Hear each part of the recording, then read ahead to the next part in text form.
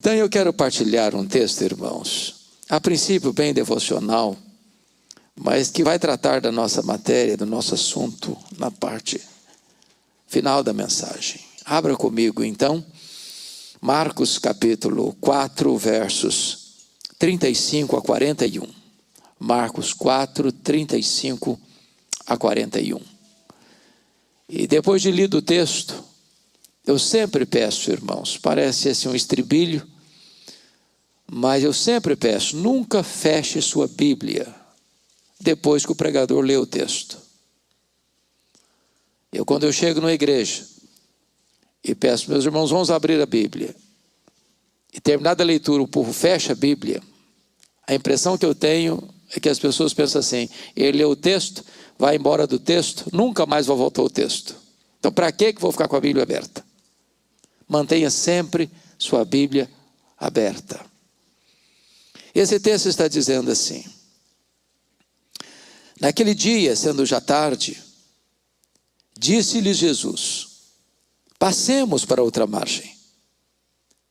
E eles, despedindo a multidão, o levaram assim como estava no barco, e outros barcos o seguiam.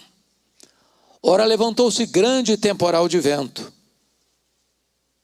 e as ondas se arremessavam contra o barco, de modo que o mesmo já estava a encher-se de água. E Jesus estava na popa, dormindo sobre o travesseiro. Eles o despertaram e lhe disseram: Mestre, não importa-te que pereçamos? Ou não te importa que pereçamos? E ele, despertando, repreendeu o vento e disse ao mar: acalma-te, emudece. Então, diz o texto, que o vento se aquietou e fez-se grande bonança. E Jesus então lhes disse: por que sois assim tímidos? Como é que não tendes fé? E eles, possuídos de grande temor, diziam uns aos outros: quem é este, que até o vento e o mar lhe obedecem? Amém.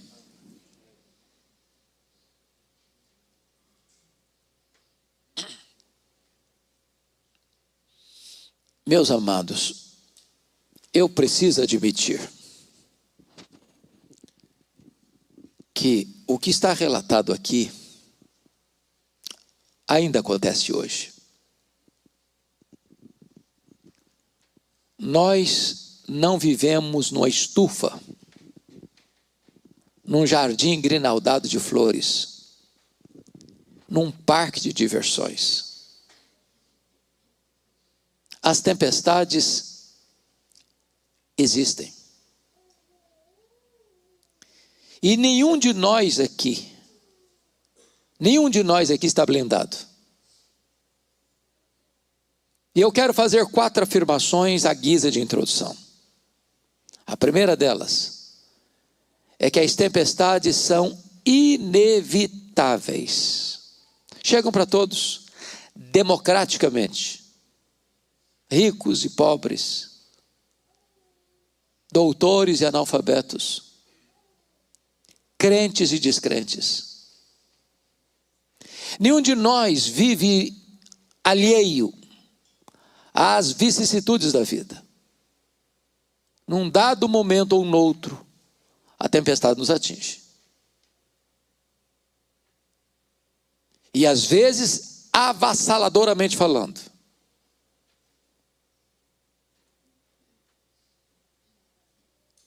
Porém, essas tempestades não são apenas inevitáveis, não. Elas são também imprevisíveis. Elas chegam de supetão, sem mandar aviso prévio. É uma doença súbita.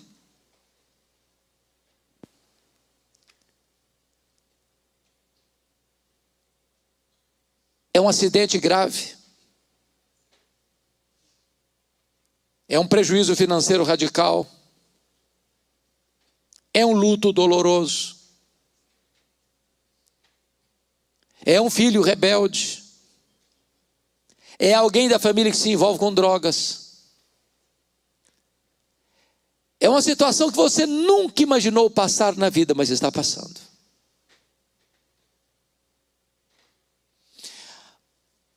Esse fato que ocorreu aqui, e como ocorreu, ilustra esse ponto. Eu acho que todos vocês sabem que o chamado Mar da Galileia, também Lago de Genezaré, não é um mar, é um lago de águas doces. O maior reservatório de águas doces do Oriente Médio. Este chamado Mar da Galileia tem 21 quilômetros de comprimento por 14 de largura. Esse lago está a 220 metros abaixo do nível do mar Mediterrâneo. Esse lago está encurralado por montanhas, do lado oriental as montanhas de Golã e do lado ocidental pelas montanhas da Galileia. Ali acontece um fenômeno muito interessante. O monte mais alto de Israel, lá no extremo norte, é o Monte Hermon, cujo cimo fica sempre coberto de gelo. De vez em quando acontece ali um fenômeno. Os ventos gelados descem deste monte, encurralado pelas montanhas, bate na superfície do lago e às vezes só a pino começa uma tempestade de vento. Muito provavelmente foi isso que aconteceu. Eles entram no barco, não há nenhum risco de tempestade, não há nenhum sinal de tempestade, uma travessia muito curta, enquanto atravessam, a tempestade chega. É assim na vida. Você começa um dia normal e de repente um fato acontece que muda a sua história, que transtorna a sua vida. Sabem por quê? Porque as tempestades não são apenas inevitáveis, elas são também imprevisíveis. Mas em terceiro lugar, as tempestades são também inadministráveis. Aqueles discípulos, boa parte deles, nasceram ali ao redor desse lago, trabalhavam nesse lago, conheciam cada palmo desse lago, já tinham enfrentado outras tempestades, já tinham logrado êxito em outras circunstâncias. Quando essa tempestade começa, eu fico até imaginando, pastor Herderson, que eles devem ter dito assim uns para os outros: vamos deixar o mestre descansar? Esse assunto a gente resolve. Nós temos conhecimento, nós temos experiência. Esse assunto é com a gente. Mas eles não conseguiram. O mar ficava mais bravo, as ondas ficavam mais revoltas, o vento ficava mais furioso. E o barco rodopiava no epicentro da crise, jogado de um lado para o outro ao sabor das circunstâncias adversas, das ondas revoltas. Às vezes na vida é assim, sabia? Aquele assunto que parecia tão simples fica complicado demais. Aquela pessoa tão dócil se torna uma pessoa difícil no trato. Aquele filho tão obediente agora é um filho rebelde. Aquele cônjuge tão doce e meigo agora é rude nas palavras, nas atitudes. Aquele problema que você achava tão fácil de resolver, agora vira um gigante na sua frente. Sabem por quê, irmãos? Porque muitas vezes as tempestades são também inadministráveis.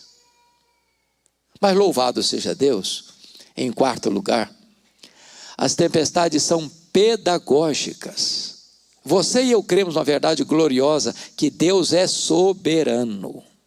Nós não cremos em acaso, nós não cremos em sorte, nós não cremos em misticismo, nós não cremos em determinismo cego. Nós cremos que Deus é soberano e nem um fio de cabelo da sua cabeça pode ser tocado sem que Deus saiba, sem que Deus permita, sem que Deus tenha um propósito. Então, se você está passando uma tempestade, entenda uma coisa: você pode ter perdido o controle, Deus não. Você pode não saber o que fazer, mas Deus não está em apuros. As tempestades ao vir à nossa vida não vêm para nos destruir, vêm para tonificar as musculaturas da nossa alma. Não para nos afastar de Jesus, mas para nos colocar aos pés do Senhor Jesus. Dito isso à guisa de introdução, vamos à análise do texto. O contexto dessa passagem é que Jesus estava ensinando as parábolas do reino. E então, ao término destas ministrações, ele entra no barco, os discípulos despedem as multidões, e Jesus diz assim para os discípulos: passemos para outra margem. E ele, cansado, exausto, como estava, ele era verdadeiramente homem, pega um travesseiro e vai lá para trás do barco, deita e dorme. Enquanto navegam, chega a tempestade. E os discípulos, na percepção de que eles tinham capacidade, conhecimento e experiência para administrar a situação, não interferem, deixam Jesus descansando. Mas chegou uma hora que o mar ficou tão revolto, que o barco era tão açoitado pelas ondas, que o vento era tão fuzilante, que o barco começou a encher-se de água, que a morte mostrou para eles a sua carranca, que eles, não suportando mais a angústia e o medo, recorrem a Jesus com a pergunta em tom de censura: mestre, não te importa que pereçamos? Não vais fazer nada? E diz o texto que Jesus então se desperta e repreende o vento e repreende o mar e diz: acalma, emudece. Como uma fera selvagem que diante do domador se encolhe. Eu quero dizer para você que o mar tem ouvidos e que o vento escuta a voz do Criador. E tudo faz calma e bonança. Então Jesus pergunta para eles assim: por que sois assim tímidos? Como é que não tendes fé? E agora eles, cheios de temor e reverência, perguntam uns para os outros: quem é este, que até o vento e o mar lhe obedecem? Se vocês perceberam comigo, esta passagem está regida por 3 perguntas. Confiram comigo aí. A primeira pergunta está no verso 38. É a pergunta de Jesus aos discípulos: mestre, não te importa que pereçamos? A segunda pergunta é a do verso 40. É a pergunta de Jesus aos discípulos: por que sois assim tímidos? Como é que não tendes fé? E a terceira pergunta é a pergunta entre os discípulos do verso 41.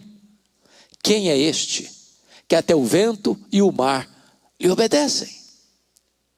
Se o texto está regido pelas 3 perguntas, é sobre elas que queremos conversar com vocês a partir de agora.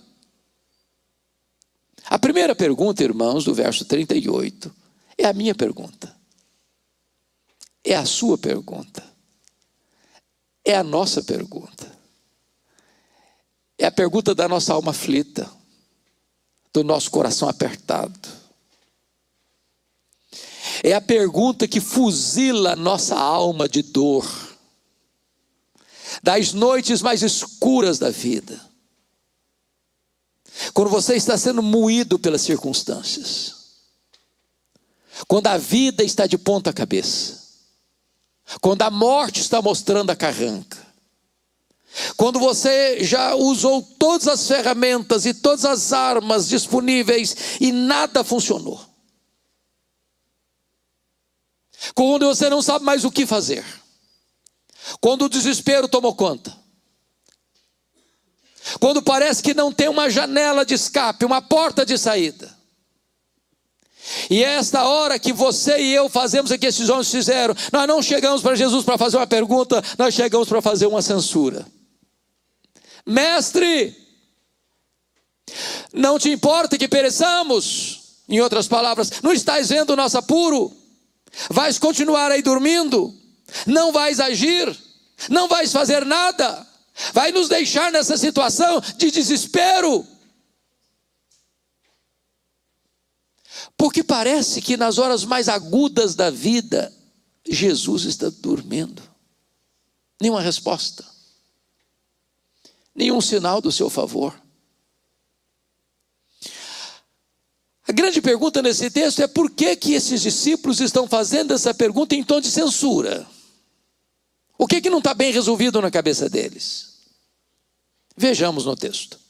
Em primeiro lugar, o que não está bem resolvido na cabeça deles é conciliar a ordem expressa de Jesus, o verso 35, com a tempestade.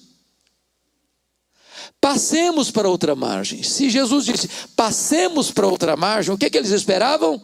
Uma viagem tranquila e segura.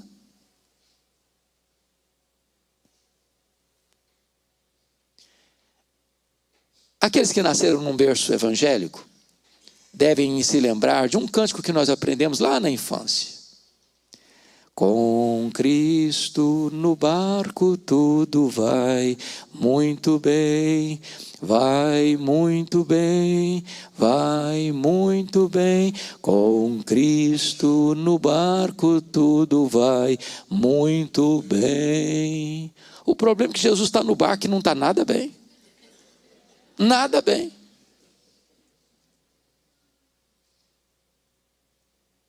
Irmãos, entender a tempestade que Deus mandou atrás do profeta Jonas é fácil. Deus mandou a tempestade atrás dele para colocá-lo de volta no caminho da obediência. Então, notinha de rodapé aqui. Crente desviado é endereço certo de tempestade. Deus vai mandar a tempestade atrás de você. Não para destruir você, para trazer você de volta para Ele. Agora, como é que você vai entender que você está fazendo a vontade de Deus, você está obedecendo a Deus, você está cumprindo uma ordem expressa de Jesus e a tempestade chega? Você está indo pregar o evangelho, você está indo para a obra missionária e sofre um acidente. Na cabeça deles, isso não estava bem resolvido. Na nossa também, às vezes, não está. A segunda coisa que deu uma crise neles e sugeriu a eles esta pergunta em tom de censura é como conciliar na mente deles a urgência do problema deles e a demora de Jesus em atendê-los. O que Jesus estava fazendo no barco? Dormindo. Quem está dormindo não está agindo. Tem hora que a demora de Jesus nos machuca mais do que a própria circunstância adversa. Eu fico imaginando a situação da Marta lá em Betânia. O Lázaro doente, e ela manda um recado expresso. E ela nem diz, corre para cá, cancela a agenda aí, venha depressa. Não, ela só diz, está enfermo aquele a quem amas, porque quem ama tem pressa para socorrer a pessoa amada. E eu fico imaginando as pessoas perguntando, Marta, será que Jesus vai mesmo? Será que ele vem mesmo atender a sua necessidade? Não, ele vem, ele nunca furou com a gente, ele nunca nos deixou na mão. Ele vem sim, ele vem sim, ele vem sim. E o Lázaro piorando, Não, ele vem sim. Daqui a pouquinho alguém chega para Marta, Marta, o seu irmão acabou de morrer e o seu Jesus não chegou. Depois de 4 dias, Jesus chega. A Marta nem falou shalom para Jesus. Ela já foi logo despejando a sua mágoa. Se tu estiveres aqui, meu irmão não teria morrido. O senhor chegou tarde, agora não adianta mais não. Ô Marta, o teu irmão há de ressurgir. Mas eu sei que ele há de ressurgir no último dia. Ô Marta, eu não fui não, Marta. Eu não serei não, Marta. Eu sou a ressurreição e a vida. No tempo de Deus, ele nunca chega atrasado. No kairós de Deus, ele sempre chega na hora certa. Então acalma o seu coração. A tempestade tirou os remos e o leme da sua mão, mas a tempestade não tirou o controle das mãos do Senhor Jesus. Mas agora diz o texto que Jesus desperta, que Jesus repreende o vento, que Jesus repreende o mar, acalma, emudece. Eu acho isso fantástico, porque a voz do Senhor é poderosa, como diz o Salmo 29. O universo inteiro escuta a voz dele e obedece. Ele deu uma ordem para o sol e o sol para. Ele deu uma ordem para as estrelas e as estrelas aparecem. Ele deu uma ordem para o mar e ele se acalma. Ele deu uma ordem para o vento e ele cessa. Ele deu uma ordem para uma mula e ela profetiza. Ele deu uma ordem para um verme e ele obedece à voz do Senhor. E vai lá e corta a planta que deveria trazer sombra à cabeça do Jonas. Ele deu uma ordem aos demônios, eles têm que bater em retirada. Ele deu uma ordem aos anjos, eles saem para obedecer a ordem do Senhor.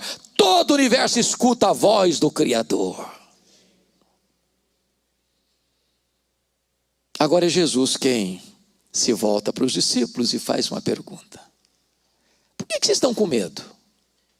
Por que vocês não têm fé? Me permita perguntar a você: se você estivesse lá, você estaria com medo? Naquela circunstância?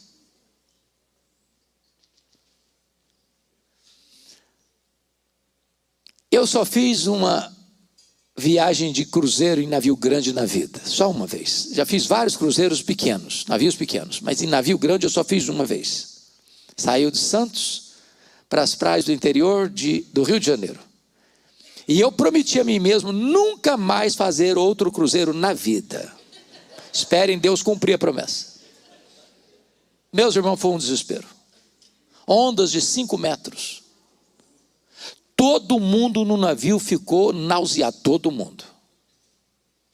A pessoa ia sair para jantar, ia cambaleando pelos corredores, de repente não conseguia chegar, voltava vomitando pelo corredor. Quando nós saímos retornando, sabendo que tinha 8 horas de percurso, logo no começo eu já não aguentava mais, eu fiz uma oração. Ó Deus, ou eu morro ou eu durmo, porque eu não aguento. Você já imaginou num barquinho pequenininho, de noite, se enchendo d'água? E aí Jesus pergunta para eles: por que vocês estão com medo? Como é que vocês não têm fé? Por que aqueles discípulos deviam ter fé e não medo? Para lhes ajudar com o recurso mnemônico, dar-lhes-ei 4 razões, todas começando com a letra P, para facilitar a assimilação. Primeiro, eles deviam ter fé e não medo, por causa da promessa de Jesus no verso 35. O que Jesus diz para eles? Passemos para outra margem. Se Jesus disse passemos para outra margem, qual era o destino deles? A outra margem. Se o que eu falar hoje aqui, vocês esquecerem, mas lembrarem-se desta frase que eu vou proferir, me dou por satisfeito nesta noite. E a frase é esta: promessa de Jesus e realidade são a mesma coisa. Você pode repetir essa frase comigo? Promessa de Jesus e realidade são a mesma coisa. Nenhuma das suas promessas cai por terra. Ele é avalista da sua palavra. Ele vela pela sua palavra em a cumprir. O que ele fala, ele cumpre. O que ele faz, ninguém pode impedir a sua mão de fazê-lo. Então se alimente das promessas de Deus. Não escute os arautos do caos. Não dê ouvidos aos embaixadores da incredulidade. Não alimente os seus ouvidos com os pregoeiros do pessimismo. Creia nas promessas de Deus. Segundo lugar, por que eles deviam ter fé e não medo? Por causa da presença de Jesus. Mas quem é Jesus? É o Criador do céu, é o Criador da terra, é o Criador do mar, é o Criador do vento, é o Criador do universo. Irmãos, a criatura não é maior que o Criador. A criatura não derrota o Criador. Se o Criador estava dentro daquele barco, aquele barco não podia afundar com Jesus. Todos nós somos susceptíveis ao medo. Aliás, a ordem mais repetida em toda a Bíblia é esta: não temas, não tenha medo, não tenha medo, não tenha medo. Sabe por que Deus fala tanto isso para a gente? Porque Deus sabe que nós temos medo.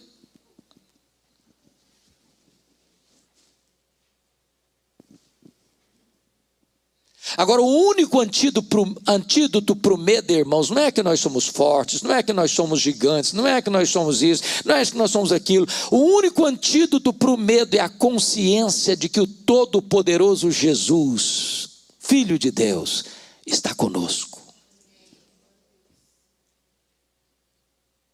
Quando Davi foi expressar isso, ele diz: ainda que eu ande pelo vale da sombra da morte, eu não temerei mal nenhum, porque tu estás comigo. E a promessa de Jesus foi essa: eis que eu estou, não estarei não, eis que eu estou convosco todos os dias, até a consumação dos séculos. Então acalma o seu coração, Ele está com você. Às vezes você não o vê, às vezes você não o sente. Como diz aquela surrada ilustração, quando você estiver caminhando numa praia, com o coração apertado de dor, e olhar para trás, só ver duas pegadas, e você não ver mais as pegadas do seu Senhor do seu lado, as pegadas não são suas, são do seu Senhor, carregando você no seu colo. Ele nunca vai desamparar você, nunca. Terceiro, por que eles deviam ter fé e não medo? Primeiro, por causa da promessa. Segundo, por causa da presença. Terceiro, por causa da paz de Jesus. O que Jesus estava fazendo dentro daquele barco? Dormindo. Jesus sabia que a tempestade viria? Obviamente sim. E se sabia, por que dormiu?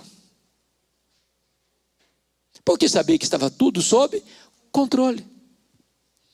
Então paz não é ausência de tempestade. Paz é você saber que apesar da tempestade, tudo está sob controle. Não do seu controle, do controle de Jesus.